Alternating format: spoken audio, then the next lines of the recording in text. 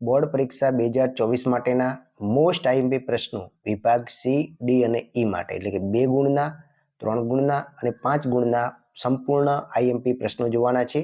તો આ વિડીયો તમારા માટે ખૂબ જ ઉપયોગી છે અને આ પ્રશ્નો તમારે ખાસ તૈયાર કરી દેવાના છે. તો આપણે શરૂઆત કરીએ છીએ સેક્શન સી થી, એટલે કે 2 ગુણના મોસ્ટ આઈએમપી પ્રશ્નો, જેની અંદર તમે જુઓ છો પહેલો છે કે ભારતના ભાષાકીય માળખાનો ખ્યાલ આપો. બીજો, નદીના ખીણ પ્રદેશમાં વધુ વસ્તી હોય છે, શા માટે? ત્રીજું, વસ્તીના માળખામાં કઈ કઈ બાબતોનો સમાવેશ થાય છે? ચોથું છે કે ભારતની વસ્તીને વય જૂથને આધારે કેટલા ભાગમાં વહેંચવામાં આવી છે અને કયા કયા ભાગમાં? એના પછી છે લઘુ ઉદ્યોગ એટલે શું? એના પછીનો પ્રશ્ન, મોટા પાયાના ઉદ્યોગ કોને કહેવાય છે?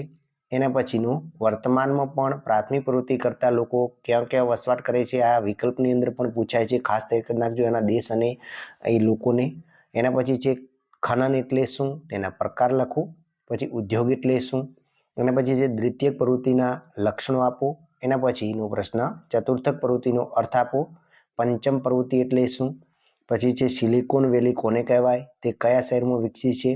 એના પછી જે સેવા ક્ષેત્રોમાં રોજગારીની તકોમાં સતત વૃદ્ધિ થતી રહી છે, કારણ આપો. એના પછીનું છે ઇન્ફોર્મેશન ટેકનોલોજીનો અર્થ શું છે? એના પછી ઇન્ટરનેટના કારણે વિશ્વમાં અનેક નવા પરિવર્તનો થઈ રહ્યા છે, કારણ આપો.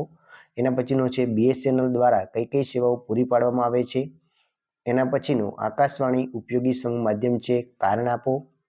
એના પછીનો પ્રશ્ન છે વ્યક્તિગત સંચાર તંત્રના સાધનો જણાવો અને વર્તમાનમાં ઇન્ટરનેટનું મહત્વ ખૂબ જ છે, કારણ આપો. પછી છે દૂરસંચારના સાધનોના પ્રકાર જણાવી તેના ઉદાહરણ આપો. ભારતનો આંતરિક વેપાર એટલે શું?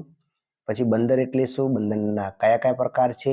પછી બંદરોને આંતરરાષ્ટ્રીય વેપારના પ્રવેશદ્વાર શા માટે કહેવામાં આવે છે? વેપાર એટલે શું? તેના પ્રકાર લખો. પછી છે ડ્રેઝિંગ એટલે શું? પછી છે વસાહત એટલે શું? વસાહતનું વર્ગીકરણ કરો.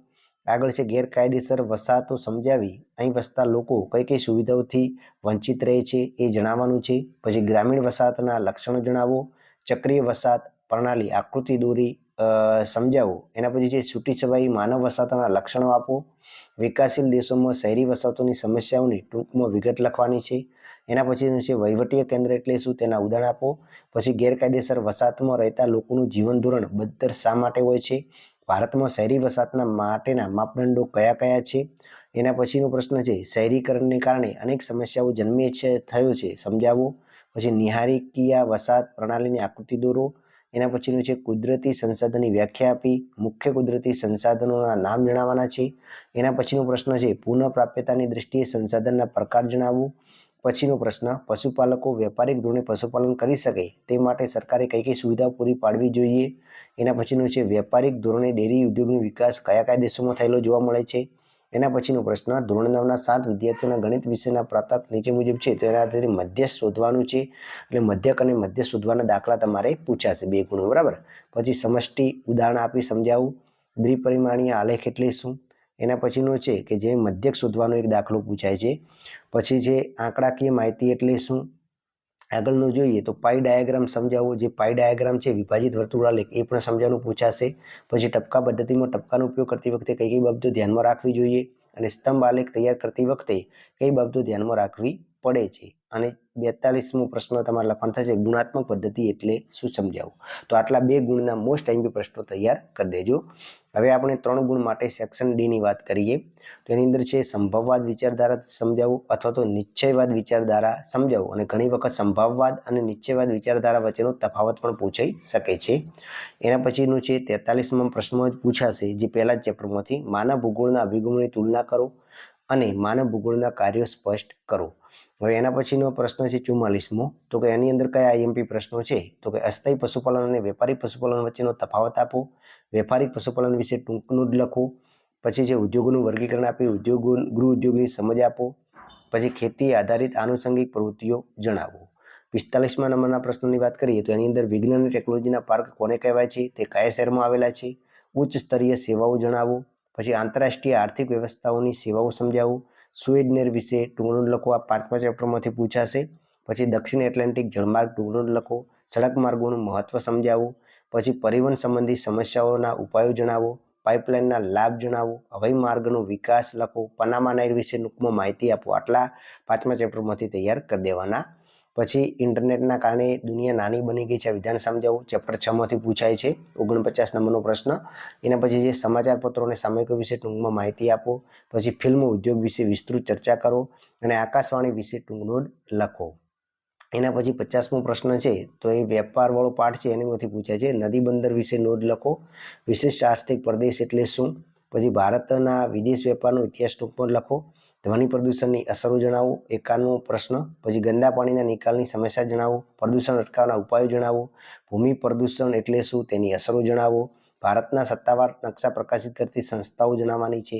પછી મધ્યક અને મધ્યસ્થ બંને શોધવાનું પૂછી શકે છે. એના પછી છે માત્રાત્મક માહિતી વિશે ટૂંક નોંધ લખો. મધ્યક અને મધ્યસ્થની વ્યાખ્યા આપી તેનું મહત્વ સમજાવો. સ્તંભો કેટલી અને કઈ રીતે દર્શાવી શકાય છે. એના પછી સમમૂલ્યન પદ્ધતિ માહિતીનું લક્ષણ દર્શાવવાનું છે. પછી કમ્પ્યુટરની મદદથી સ્તંભ આલેખ કેવી રીતે તૈયાર થાય છે એ સમજાવો. પછી ગ્લોબલ પોઝિશનિંગ સિસ્ટમ વિશે ટૂંકમાં માહિતી આપો અથવા તો જીપીએસના ઉપયોગો સમજાવો.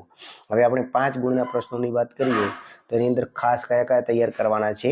તો બીજા ચેપ્ટરમાંથી છે વસ્તી ગીતા પર અસર કરતા આર્થિક પરિબળો અથવા તો વસ્તી ગીતા પર અસર કરતા ભૌગોલિક પરિબળો. અને ઘણી વખત એવું પણ પૂછાય છે કે વસ્તી ગીતા પર અસર કરતા પરિબળો જણાવી ભૌગોલિક પરિબળો વિશે ચર્ચા કરો. એના પછી જે ભારતમાં વસ્તી વિતરણની પ્રાદેશિક ભિન્નતાઓ વર્ણવો. પછી માનવ વિકાસ એટલે શું તેના માપન વિશે સમજૂતી આપો. પછી ભારતના મુખ્ય આંતરિક જળમાર્ગોની માહિતી આપવાની છે 5મા ચેપ્ટરમાંથી. પરિવહનનો અર્થ સમજાવી વિશ્વના મુખ્ય સડક માર્ગોની ચર્ચા કરવાની છે. વિશ્વના મહત્વના રેલમાર્ગો વિશે સવિસ્તાર લખવાનું છે. એના પછીનું છે શહેરી વસાહત એટલે શું તેના કાર્યકારીના આધારે પ્રકાર જણાવો. પછી એક ગ્રામીણ વસાહત પર્યાવરણીય સ્થિતિ ભૌગોલિક સાંસ્કૃતિક અસરોને પ્રતિબિંબિત કરે છે એ વિધાન સમજાવવાનું છે. પછી ગ્રામીણ માનવ વસાહત પ્રણાલી વિશે સવિસ્તાર ઉત્તર લખો. ખનિજ તેલ અને કુદરતી વાયુ સંબંધી સમસ્યાઓને તેનો ઉકેલ સમજાવો. જળ સંસાધનની પ્રાપ્યતા વિશે વિસ્તૃત માહિતી આપો. સાગરીય સંસાધનની સમસ્યાઓ જણાવી તેનો ઉકેલ જણાવો. એના પછી છે સંસાધન એટલે શું તેના પ્રકાર જણાવો. માનવ સંસાધન વિશે વિગતે લખો. ભૂમિ સંસાધન સાથે જોડાયેલી સમસ્યાઓ વિસ્તારથી સમજાવો. પછી પ્રદૂષણ એટલે શું પ્રદૂષણના પ્રકાર જણાવો.